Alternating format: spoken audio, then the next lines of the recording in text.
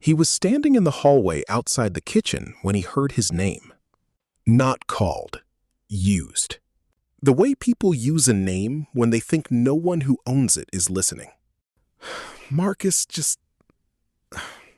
he doesn't have ambition, Dre. He never did.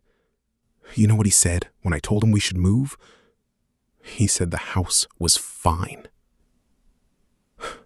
The house is fine. I've been living in fine for 11 years. Marcus Ellison did not move. He stood in the hallway in his socks, a glass of water in his hand, and he listened to his wife dismantle their marriage in the kitchen of the house she had just decided was beneath her. He could hear Andre Boateng's low laugh, the practiced, easy laugh of a man who had learned that agreeing with a woman's grievances was a reliable form of seduction. "You deserve more than fine," Andre said. "I know," Diane said, and she said it like she had known it for years and was only now giving herself permission to say it out loud. Marcus stood there for another 4 seconds. Then he walked back down the hallway, set the water glass on the nightstand, and lay down on his side of the bed. He did not sleep. He did not cry. He stared at the ceiling, and he thought about a phone number he had not dialed in 3 years, and he thought about a folder in a safe deposit box in a building downtown that had his name on it, and a figure beside that name that would have made Andre Boateng's mouth go dry. And he thought about the fact that Diane had just told a man she barely knew that her husband lacked ambition. He almost smiled. Before we go further, tell me in the comments where you're watching from today. I always love seeing how far these stories travel. And if you enjoy powerful, emotional stories filled with betrayal, secrets, and unforgettable revenge, don't forget to subscribe to Plight Stories, because this story, it only gets crazier from here. He lay there in the dark for a long time after that. The house was quiet. Diane came to bed at some point, sliding in without touching him, turning her back to his back, the way she had been doing for the better part of 2 years. He listened to her breathing slow and even out. He waited until he was certain she was asleep. Then he got up, went to the kitchen, sat down at the table where her wine glass still had a ring of red at the bottom, and he made a list on a yellow legal pad. Not of grievances, not of things she had said, just a list of what needed to happen next, in what order, and in what sequence the dominoes would need to fall. He wrote for 40 minutes. Then he folded the paper, put it in the inside pocket of his jacket hanging by the door, washed the wine glass, dried it, and put it back in the cabinet. He went back to bed. He did not raise his voice. He did not confront her. He did not change a single thing about how he moved through the following morning, making coffee, leaving a cup for her on the counter the way he always did, kissing her on the side of the head before he left for work. She didn't look up from her phone. He drove to work in his 2009 Ford F-150 with 180,000 miles on the odometer and a crack in the passenger side mirror that he had never gotten around to fixing.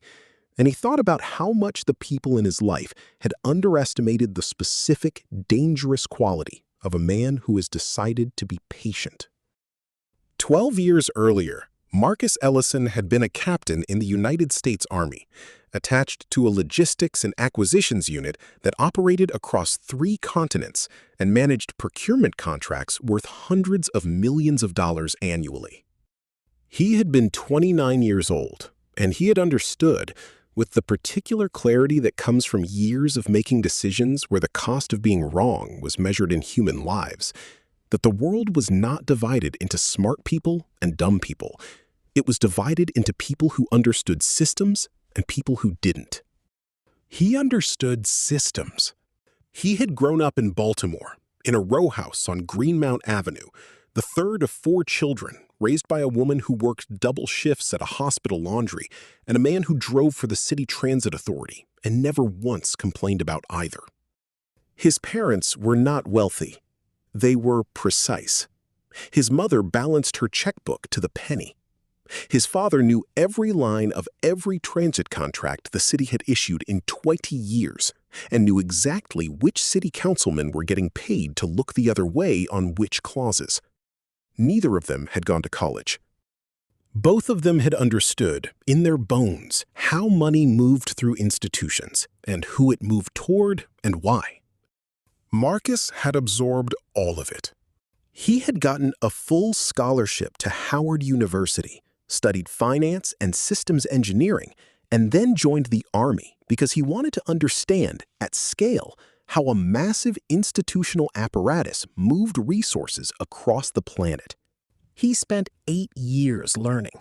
He led a team that renegotiated 3 major logistics contracts, identified and flagged 2 procurement fraud schemes worth a combined $40 million, and wrote a systems optimization brief that was adopted by the Pentagon and saved the Army an estimated $180 million over 5 years.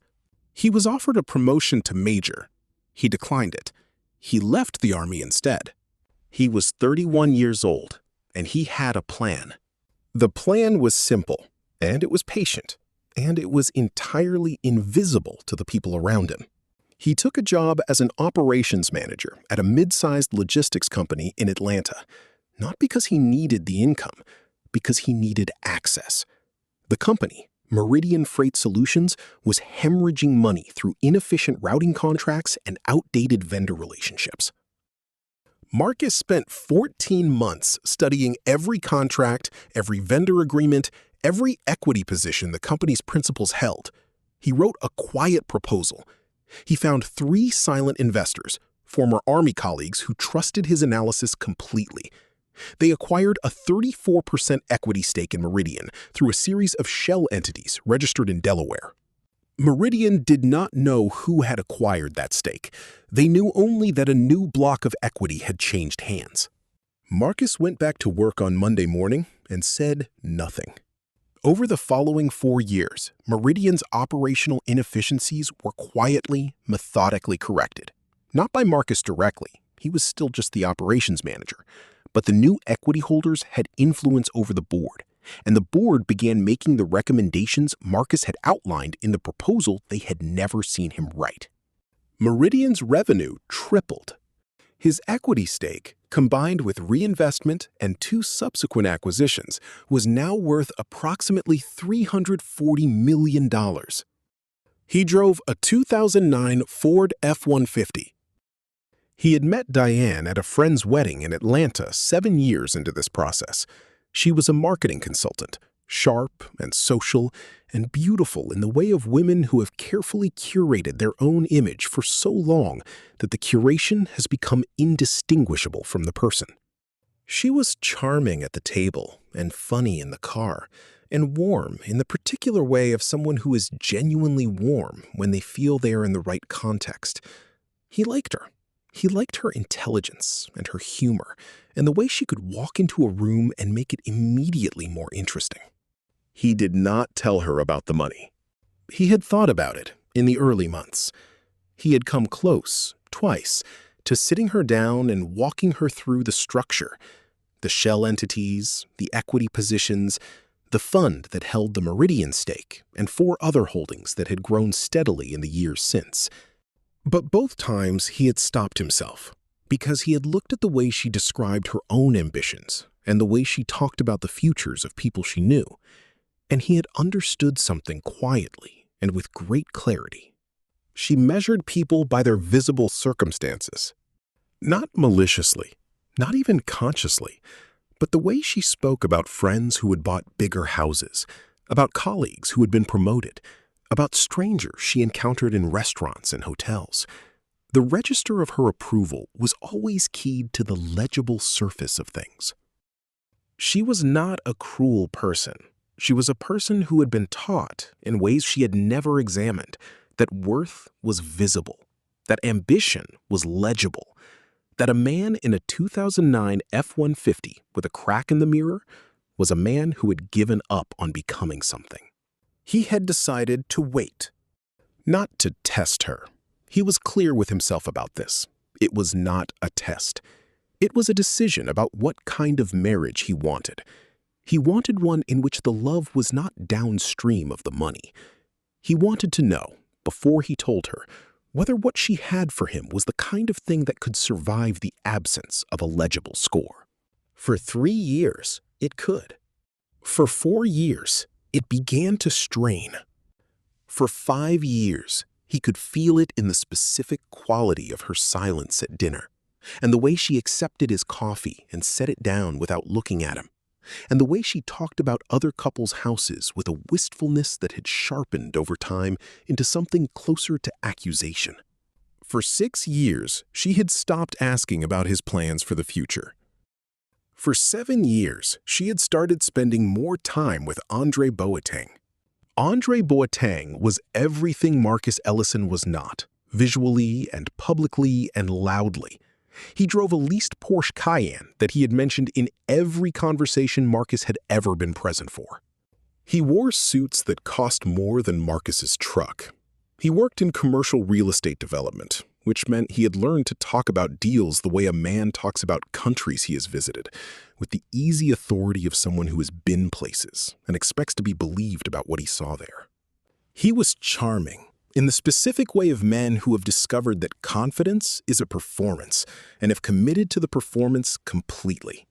He was also, as Marcus had quietly and methodically established within 6 weeks of Diane beginning to mention his name, entirely leveraged. Andre Boateng's development company, Apex Urban Group, had 3 projects in various stages of development in Atlanta. All 3 were financed through a combination of bank debt and private equity. The private equity component, $47 million across the 3 projects, came from a fund called Hargrove Capital Partners. Marcus had acquired Hargrove Capital Partners 14 months earlier through a holding entity registered in the Cayman Islands. He had not done this because he anticipated Andre Boateng. He had done it because Hargrove was an underperforming asset with a strong debt portfolio, and his analysts had flagged it as a clean acquisition. He had owned it for over a year before Andre's name had ever entered his life. The world had an irony to it sometimes that required no engineering. Marcus knew. He had known for some time. Not just about the financial exposure. That was just architecture. But about Diane. About what was happening and what she had decided. He had understood it before the night in the hallway, in the specific language of small abandonments. The coffee she stopped drinking, the side of the bed she turned toward, the plans she started making that did not include him in them by default. The house sale was the first thing he discovered after the night in the hallway. He had not been looking for it. He had simply been reviewing his own financial documents, an annual accounting he did every November, sitting at the kitchen table with a cup of coffee, when he noticed that the title on the marital home had been queried by a real estate attorney 3 weeks prior. Not transferred. Queried. Someone was researching the process. He sat with that for a day. Then he made a call to his own attorney. Diane moved quickly once she decided to move. That was one of her qualities Marcus had always genuinely admired. She was decisive. When she committed to something, she committed fully and without looking back.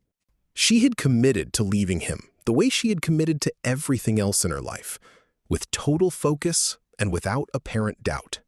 She had, through her attorney, filed to have the marital home listed for sale, citing it as a shared asset to be liquidated as part of separation proceedings. The house was worth $1.4 million. Her portion of the proceeds, per their prenuptial agreement, which she had signed without reading closely because it had been drafted by a small firm and had seemed unremarkable at the time, was structured in a specific way that her attorney had not yet caught. The prenuptial agreement, drafted by Marcus's attorney 11 years prior, contained a clause that was unremarkable on its surface and devastating in application. Any voluntary liquidation of shared assets initiated by either party during a period of documented marital discord would trigger a full forensic accounting of all assets, declared and undeclared, held by either party at the time of marriage and acquired during the marriage. Diane had declared her marketing consultancy and a savings account. Marcus had declared his salary and his truck. The attorney she had hired was competent in family law and completely unprepared for what a forensic accounting of Marcus's financial life would produce. Marcus did not stop the house sale. He let it proceed. He called his attorney on a Wednesday morning in November and said 4 words: "Activate the Hargrove position." His attorney said, "All of it?" Marcus said, "Start with the development fund, then the equity review. Then we let the filing do the rest." He hung up.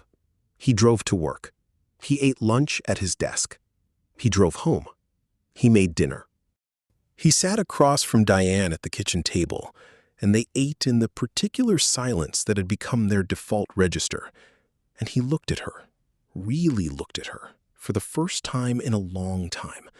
And he thought about the woman she had been at the beginning, the warmth of her, the specific laugh she had when something surprised her, and he felt something that was not anger, and not satisfaction, and not grief exactly, but some compound of all three that he had no name for, and he set it down carefully and finished his dinner.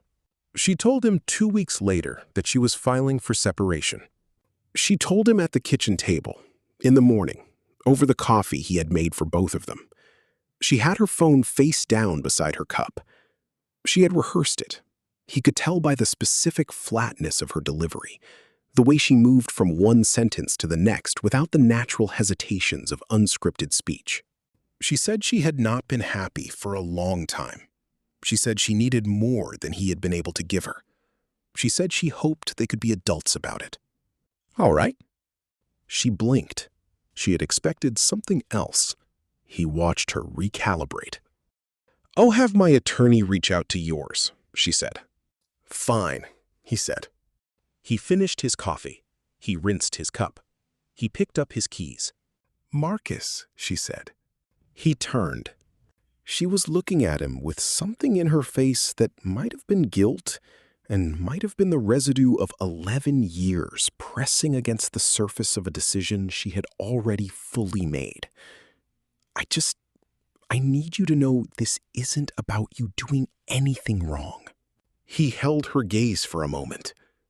"I know," he said. He left. She watched his truck back out of the driveway of the house she was about to sell, and she thought about how still he always was, how unreadable, how frustratingly, incomprehensibly calm, and she thought that she had always read that stillness as the absence of depth. She had the chronology exactly backward. The house sold in 19 days. Diane had priced it well and staged it beautifully, and the Atlanta market was strong, and the buyers were a young couple who had been outbid on 4 other properties and were desperate to close quickly. She had been efficient about the whole thing, packing her personal items, arranging movers, transferring utilities. She had also, Marcus noted, been spending a significant amount of time on the phone with a travel agent. He knew from a document his attorney had obtained in discovery that she had transferred $180,000, a portion of the expected house proceeds, drawn from a personal line of credit extended against the property before closing, into a private account. The account was in her name only. The withdrawals from that account over the following 3 weeks were consistent with 2 first-class airfares to Bali, a private villa rental in Ubud at $4,800 per night for 10 nights, and a series of charges at luxury retail establishments that Marcus recognized as the specific brands Andre Boateng wore. She was funding her lover's vacation with the money from their home. Marcus read the discovery document at his kitchen table. He had moved into a furnished apartment in Buckhead, modest and clean and entirely without personal decoration, the kind of space a man occupies when he is not yet done with something. And he thought about the specific quality of that decision. Not just the betrayal of it, but the arithmetic. She had looked at the home they had built together, the space where they had eaten 10,000 meals and had the conversations that made up a life, and she had converted it into airline miles and a villa in Bali for a man who drove a leased Porsche, and owed $47 million to a fund that Marcus owned. The irony, again, required no engineering. He put the document down. He opened his laptop. He sent a single email to his attorney, 2 sentences long. Proceed with the Hargrove margin call. Schedule the equity filing for the week of the 15th. He closed the laptop. He called his daughter. Imani was 9 years old and lived primarily with Marcus's mother in Baltimore while the separation proceedings were active, a temporary arrangement that had been Imani's preference and Marcus's instruction and Diane's relief. He talked to Imani every evening. She was studying for a science test about ecosystems, and she explained to him with great seriousness the difference between a food chain and a food web. And he listened and asked questions and felt the specific grounding weight of her voice in his ear. And when they hung up, he sat in the quiet of the Buckhead apartment and felt not peace exactly, but the thing that comes after you have made every decision you needed to make and are simply waiting for the sequence to complete. The sequence began completing on a Thursday morning in February. Andre Boateng arrived at the Apex Urban Group offices at 8:15 to find that his keycard did not work. This was not immediately alarming. Keycards failed. He tried it twice, called the building manager, was told there was a systems review in progress, and waited in the lobby for 11 minutes before his CFO came down the elevator with an expression Andre had never seen on him before. Not panic exactly, but the specific facial register of a person who has opened an email and understood that the floor beneath them has changed materially. "There's something you need to see," the CFO said. The email was from the legal department of Hargrove Capital Partners. It was addressed to the board of Apex Urban Group and CC'd to every principal investor in all 3 of the active development projects. It informed them in the precise and airless language of financial law that Hargrove Capital Partners had been acquired by a holding entity called Ellison Strategic Holdings, and that as the new majority debt holder, Ellison Strategic Holdings was exercising its right to call the outstanding balance of all 3 development loans, effective immediately, citing a clause in the original loan agreements that permitted acceleration in the event of a material change in beneficial ownership of the lending entity. The outstanding balance across all 3 loans was $47 million, due in full within 30 days. Andre read the email 3 times. Then he read it a 4th time. Then he called his attorney, who told him to stay calm and that this was likely a negotiating position. Then he called his bank, which told him that his development accounts had been flagged as part of a forensic accounting proceeding initiated in a family court matter. Then he called Diane. She did not answer. She was in Bali. She was, at that moment, sitting on the private terrace of a $4,800 per night villa in Ubud, watching the morning mist lift off the rice terraces below, drinking coffee that had been brought to her on a tray by a staff member she had tipped generously, and feeling, for the first time in years, like she was living the life she was supposed to have been living all along. Her phone showed 17 missed calls by the time she looked at it, 14 from Andre, 3 from her attorney. She called her attorney first. The call lasted 22 minutes, and by the end of it, Diane was no longer sitting on the terrace. She was standing inside the villa with both hands pressed against the bathroom counter, looking at herself in the mirror the way a person looks at themselves when they are trying to locate in their own face the exact moment they made the wrong calculation. Her attorney explained the clause in the prenuptial agreement. He explained the forensic accounting. He explained that the man who owned the fund that had financed all of Andre's development projects was the same man who had made her coffee every morning for 11 years and driven to work in a cracked mirror F-150 and said, "All right," at the kitchen table, like the whole thing was simply a Tuesday. He explained that Ellison Strategic Holdings, which controlled Hargrove Capital Partners, which held $47 million in loans against Andre's company, was a subsidiary of a larger holding structure with declared assets of approximately $50 billion. Diane sat down on the floor of the villa bathroom. $50 billion. She had sold their house to fund a vacation for a man who owed everything to her husband. She had looked at Marcus Ellison, at his truck, his apartment, his quiet, his stillness, and she had seen a man who had given up. She had been wrong. She had been so specifically, so catastrophically, so irreversibly wrong that the wrongness had a physical quality in her chest, a pressure that moved up into her throat and sat there. She called Marcus. He answered on the third ring. "Marcus," she said. "Diane?" The Hargrove thing, the fund, is that?" "Yes." A long silence. She could hear him breathing, steady and even, the way he always breathed. "How long?" she asked. "Long enough." "The prenup?"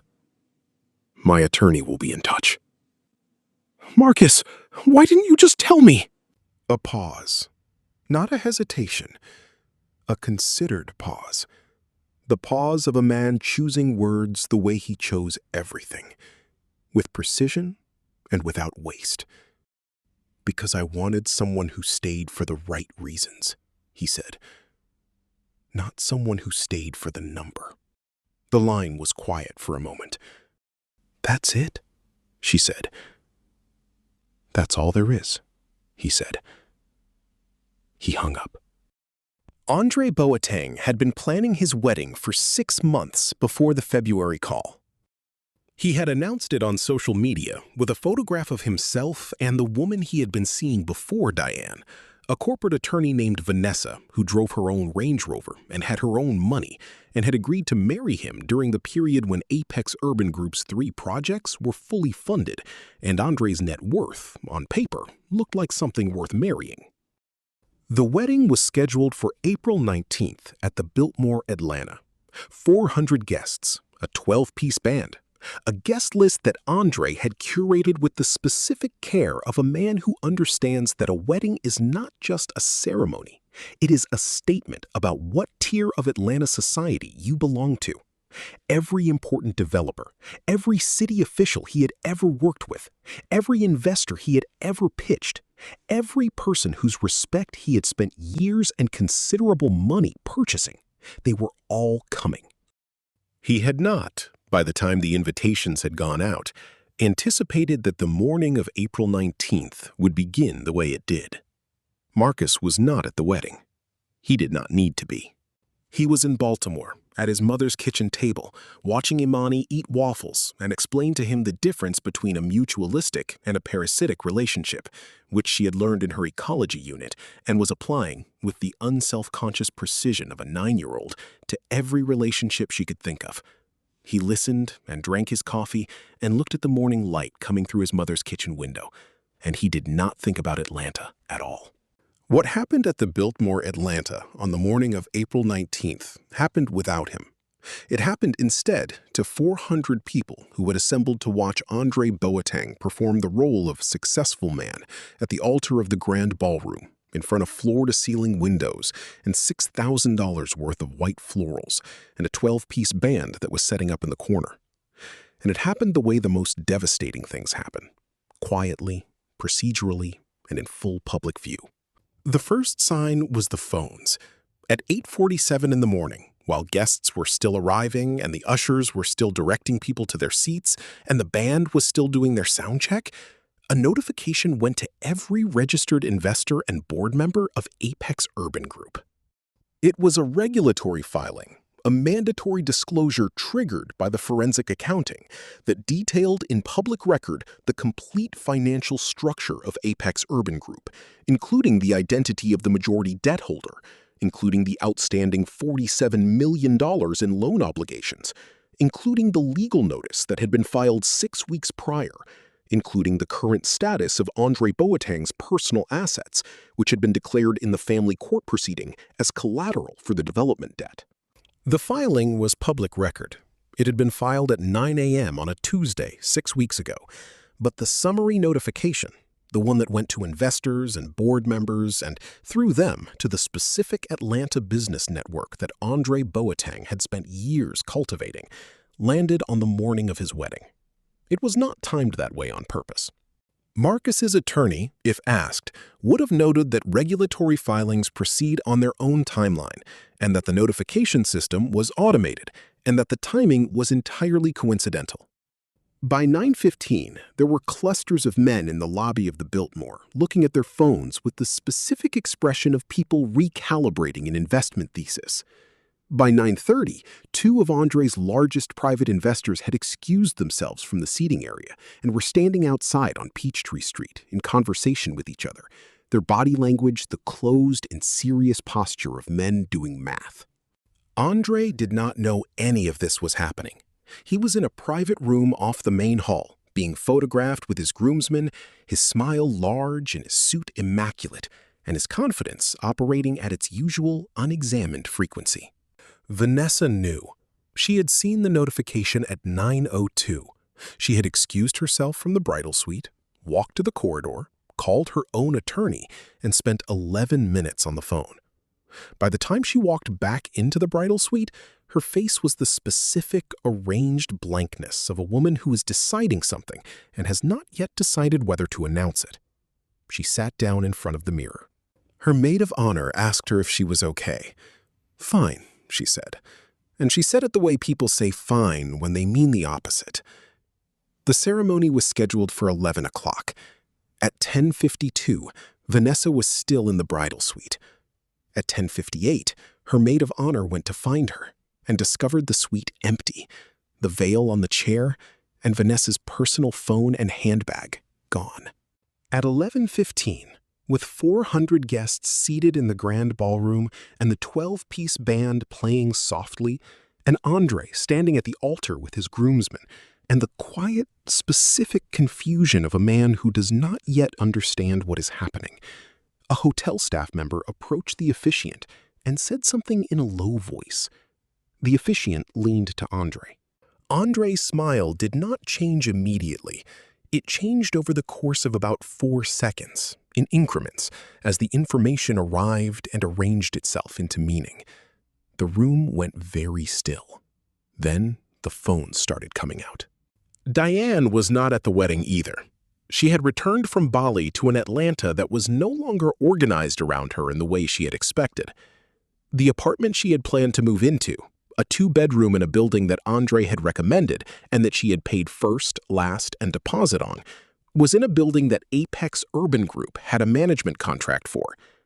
The management contract had been suspended pending the debt resolution proceedings.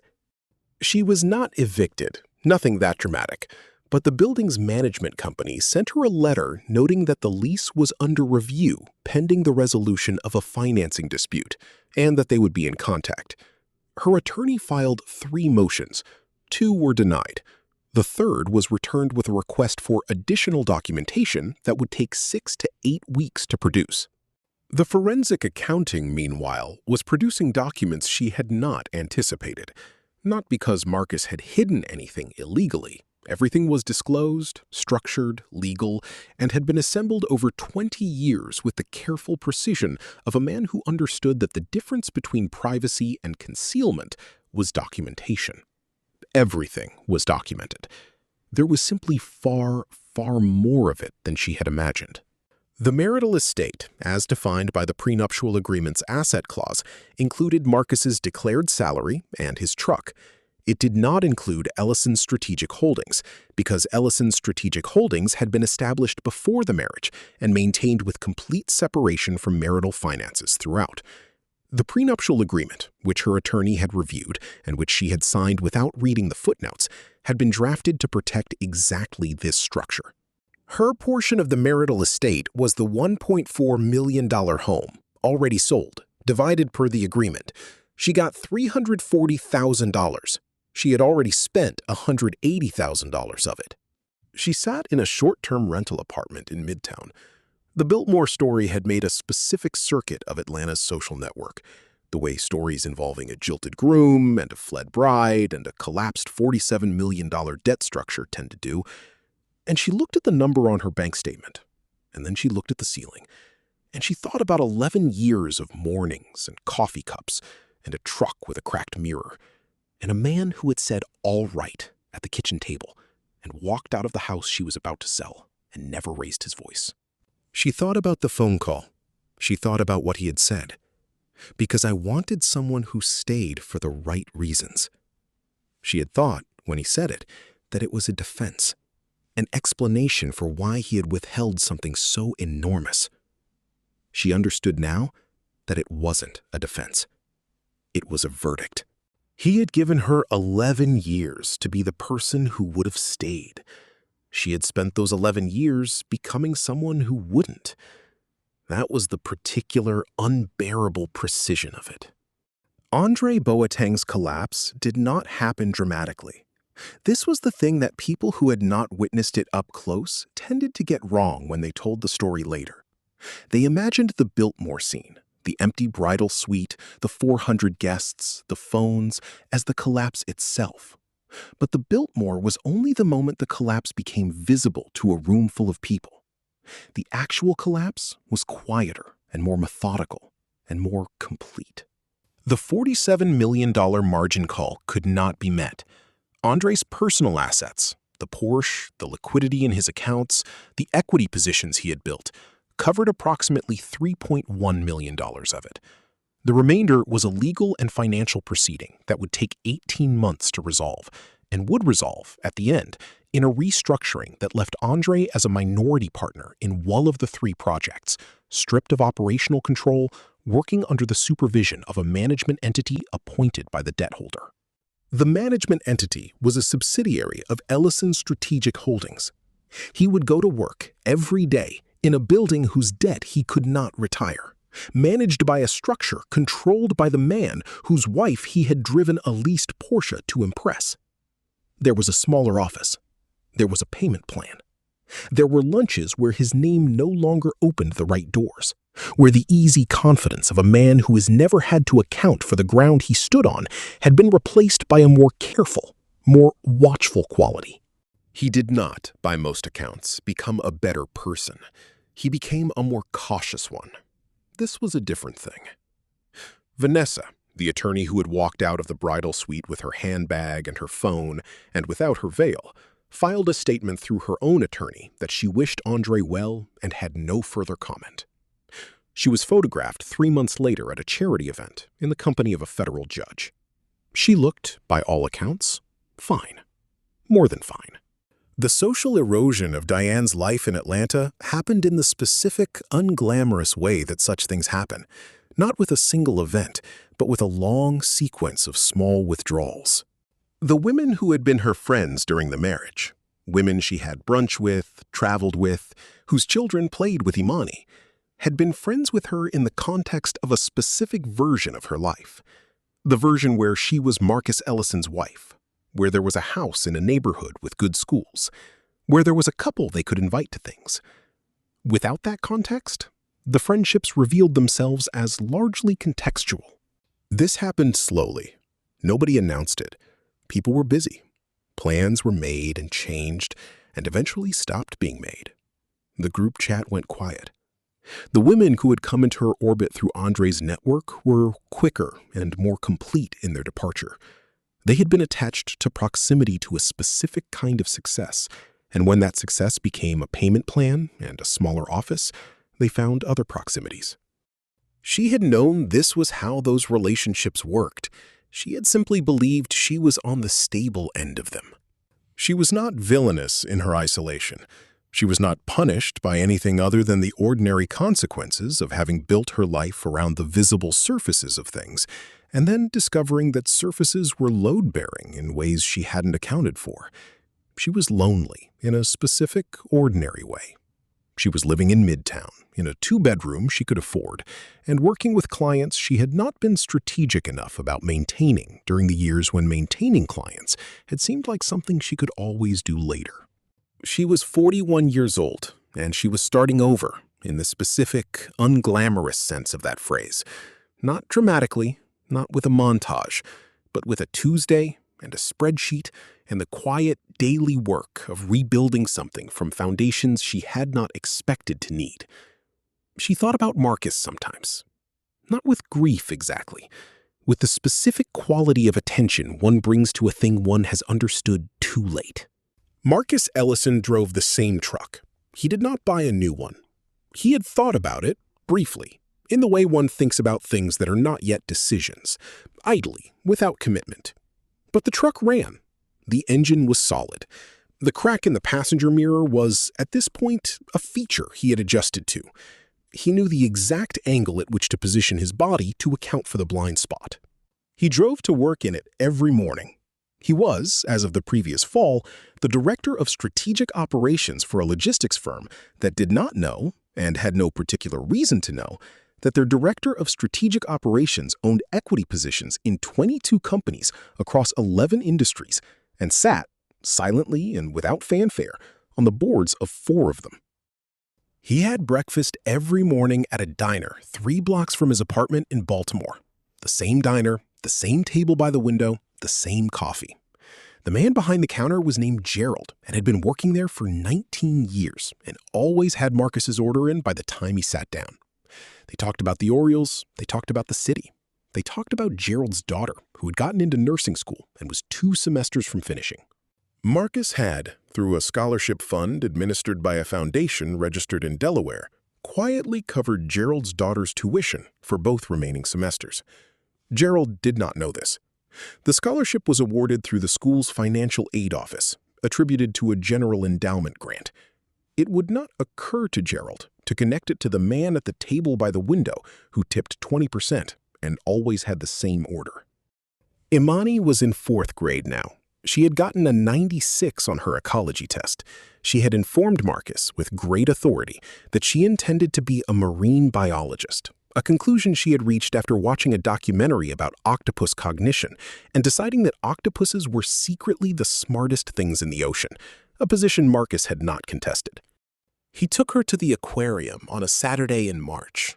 They spent 4 hours there. She pressed her hands against the glass of the octopus tank and narrated everything she knew about cephalopod intelligence to Marcus and, incidentally, to 3 strangers who had stopped to listen without realizing they were being included. Marcus stood beside her with his hands in his jacket pockets and watched her talk and felt the specific, irreducible weight of a thing that was simply good. On the drive home, in the truck with the cracked mirror, Imani fell asleep in the passenger seat, with her head against the window and her hand still holding the aquarium gift shop bag with the stuffed octopus she had selected with great deliberation. Marcus drove in the quiet of that. He did not think about the money. He had not, in any meaningful sense, ever thought about the money. Not as a destination, not as an achievement, not as a score. It was a system. He understood systems. He had built one that worked and maintained it with the same quality of attention he brought to everything else in his life. Steady, precise, and without the need for an audience. The truck crested a hill on the highway, and the city came into view below. The harbor, the lights, the specific shape of home. And Marcus drove toward it in the particular peace of a man whose internal weather has not changed because his external circumstances have not changed what he fundamentally is. He was undeniable, not because of the $50 billion, not because of the collapsed development company or the empty bridal suite or the forensic accounting that had rearranged the arithmetic of the life around him. Undeniable because he had always been exactly what he was, and the people who had looked at him and seen something smaller had not been looking at him at all. They had been looking at a truck with a cracked mirror and a man who didn't raise his voice, and they had decided they knew what that meant. They had been wrong in the specific, costly way that people are wrong when they confuse the absence of performance for the absence of depth. He would not change. He drove home. 6 months after the Biltmore, a woman named Claire Okafor, a journalist at a business publication in Atlanta who had been covering the Apex Urban Group debt proceedings, published a profile of Ellison Strategic Holdings. It was not an exposé. It was a business profile. It ran in the finance section and was read by the people who read such things: investors, analysts, the occasional civic official interested in who was actually moving money in the city. The profile described, in broad terms, the structure of the holding company, its acquisition history, its assets under management. It included a photograph of Marcus, taken at an industry conference 2 years prior, the only photograph of him Claire had been able to find that was publicly available. He was standing at the edge of the frame, slightly turned, in a plain dark jacket. He was not the center of the image. He had the quality of a man who occupies space without demanding that the space reorganize itself around him. The caption read, "Marcus Ellison, founder of Ellison Strategic Holdings. Estimated assets under management, $50.4 billion. Diane read the profile on her phone in her midtown apartment on a Tuesday morning. She read it once. Then she set the phone down on the kitchen table and looked at her coffee. The coffee was in a plain white mug. She had bought a set of them at a Home Goods on Peachtree. They were not beautiful mugs. They were functional mugs. She had selected them without much thought, and they had become, unremarkably, the mugs she drank from every morning. She thought about the mornings in the house, the way he always made coffee before she was up, the way there was always a cup on the counter for her, without announcement, without ceremony, without the expectation of acknowledgement. Just the coffee. There. Because he had thought about it. She sat with that for a long time. She did not call him. She understood, with great clarity, that there was nothing to say. Not because he would not have answered. He would have answered, the way he answered everything, with that steady voice and that considered pause, but because the question she wanted to ask, the real question, the one underneath all the other questions, was not one he could answer for her. She had to answer it herself. The question was not about the money. The question was about what she had done with the evidence. 11 years of a man who made her coffee and raised her daughter and drove a cracked mirror truck and never once raised his voice. And she had looked at all of it and decided it meant he wasn't enough. She had looked at the most legible signals of a human being and completely misread every one of them. The question was, what do you do with the understanding that you are the kind of person who measures worth by the wrong instruments? There was no clean answer. There was only the Tuesday, and the coffee, and the work of becoming someone who looked more carefully. That is how this story ends. Not with a confrontation, not with a dramatic reckoning in a marble lobby or a courtroom or a ballroom, with a man driving home in a truck with a cracked mirror, and a woman sitting alone with a cup of coffee, and $50 billion sitting quietly in a structure that required no drama to be what it was. He has Imani on alternating weeks. On his weeks, he makes waffles on Saturday mornings, and they watch nature documentaries, and she explains things to him with the authority of someone who has decided that the world is endlessly interesting and worth understanding completely. He listens to her the way he listens to everything, with his full attention and without the need to fill the silence with his own voice. He is, by any measure that actually counts, exactly what he always was. The question that remains, the one that sits in the quiet after the screen goes dark, is not about him. It is about the rest of us. We spend so much of our lives reading the surface of things. The car, the suit, the square footage, the title on the business card. We mistake the performance of ambition for ambition itself. We look at a man who is still and quiet and drives the same truck for 17 years, and we decide we know what that means. Here is the question worth sitting with tonight. What else have you been looking at without actually seeing?